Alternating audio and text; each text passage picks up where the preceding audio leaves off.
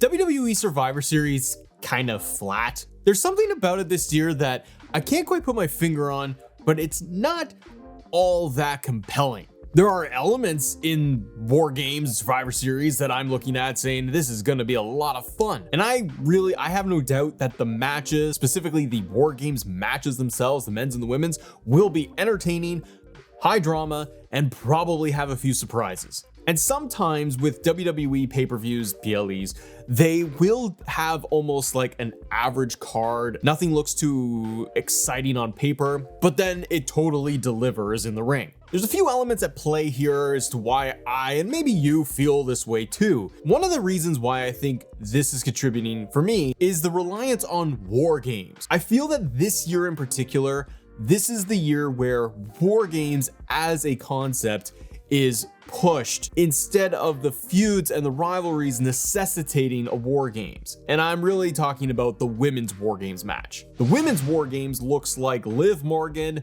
Nia Jax, Tiffany Stratton, Raquel Rodriguez, and Candice LeRae versus Bianca Belair, Jade Cargill, Rhea Ripley, who returned, EOS Sky, and Naomi. Looking at that one specifically just for a second, yes, a lot of the women here obviously have rivalries and have issues together, but this was just put together on Raw, like confirmed on Raw just last week. And we have one more Raw, we have the go home and then it's Survivor Series. So I understand that on paper for this match in particular, yes, it's a lot of intertwining different feuds and then we have a War Games out of it. But unfortunately, because this was just confirmed, it almost feels a little rushed. None of the participants outside of Liv and Nia interact with each other in terms of like the entire team. Like some of them interact together and some do not. Like I have no doubt that like EOS Sky is going to do something amazing in the ring like she's done every year. And she's actually been in every single War Games for WWE since it came back. But it doesn't really feel consequential. Nothing really on the line here. Bunch of people don't like each other.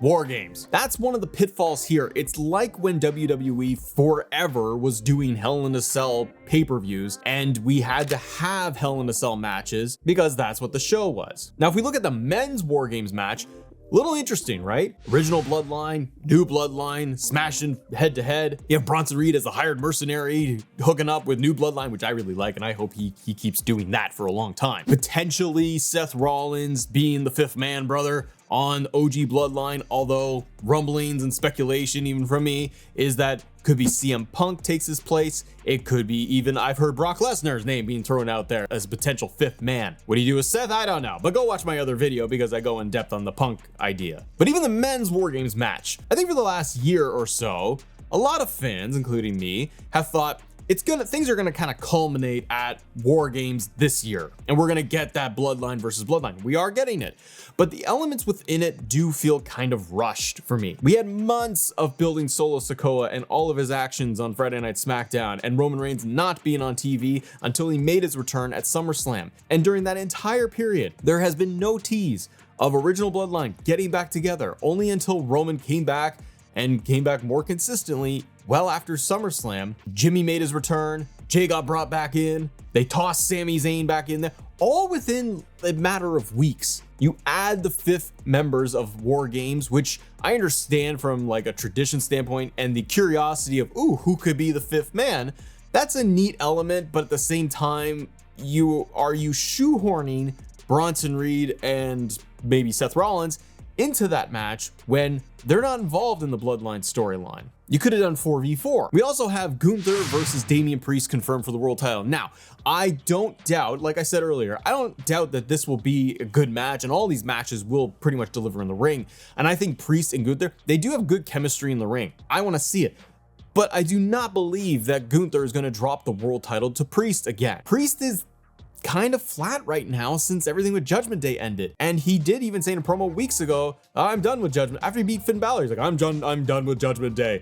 And he just goes off for the world title. But the rest of Judgment Day, what are they even doing now? Nothing. So it's like Priest has moved on, but nobody else has. So are we gonna get Finn Balor interfering once again? And they're gonna just rewind the tape and do it again? And Finn is gonna cost Priest the title so that they can rekindle their feud? Is Dom gonna get involved and cost Priest the belt this time? And rinse and repeat more Judgment Day storyline and antics?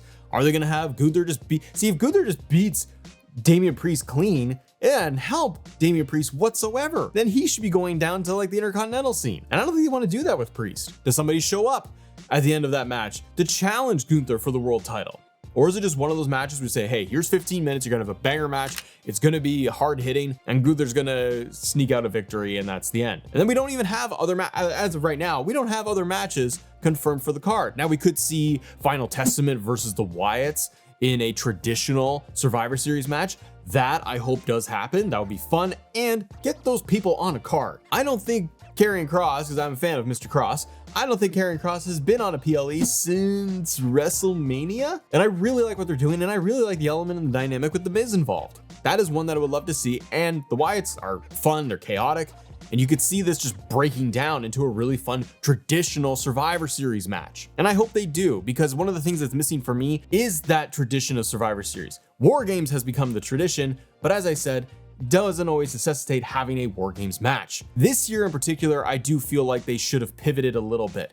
Yes, Bloodline versus Bloodline War Games, fine. I'm sure that either Punk, The Rock, Brock, somebody's gonna show up and things are gonna happen and it's gonna get chaotic and progress this Bloodline story. But you could have done a traditional Survivor Series match for the women. You could have not done the Survivor Series match for the women. I would have loved to see a traditional elimination match. Or you could have done brand versus brand and mix it all together. Why not do the women's side and do the women of Raw versus the women of SmackDown? Because with both of these War Games matches, like remember the draft? It just throws drafts right out the window, doesn't it? It don't matter. But 3 matches announced. Yes, the War Games matches are going to take up 30 to 45 minutes in the ring, so that's going to be the bulk of this show. And knowing Triple H, you're probably going to get 2 more matches. Maybe that Final Testament match, maybe LA Knight, a US title match, or you could do Intercontinental title match. But something else needs to be out of the card. And again, we're down to a matter of 10 days until, or less, depending on when you watch this, of when Survivor Series is going to be. I'm not overly impressed with how things come together for such a pivotal show in the year. And Survivor Series really does feel like now where they kickstart the road to WrestleMania, where you start to get a really clear idea of maybe the direction they're going to go in for a lot of superstars and a lot of their storylines. Cody Rhodes, your big champion.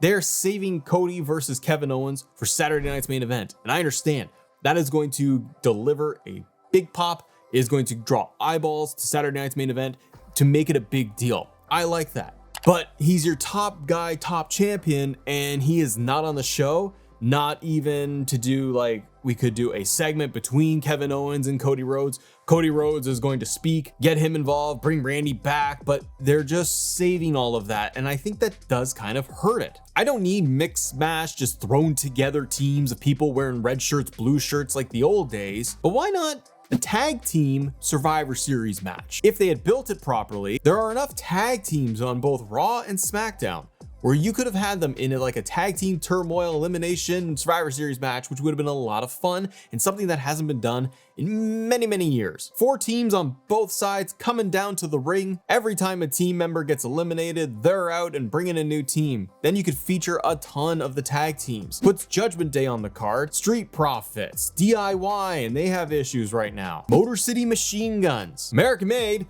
and on it goes. War Games as a concept really does work when the feud works with it, when it all makes sense and it's driving a story because it necessitates it. But I do hope that WWE takes a look next year and think maybe we change up the formula and we don't do War Games, and they wait and maybe they do more of a traditional Survivor Series card. But is Survivor Series kind of flat to you? Or is it a banger show you cannot wait to see? But there are possibilities for surprises, right? CM Punk, like we mentioned, Paul Heyman, maybe he returns. But if you guys want to talk about that and the potential surprises and how all that could work, then click this video right here, because it's all about CM Punk showing up at Survivor Series and disrupting the whole thing. Have a great day. See ya.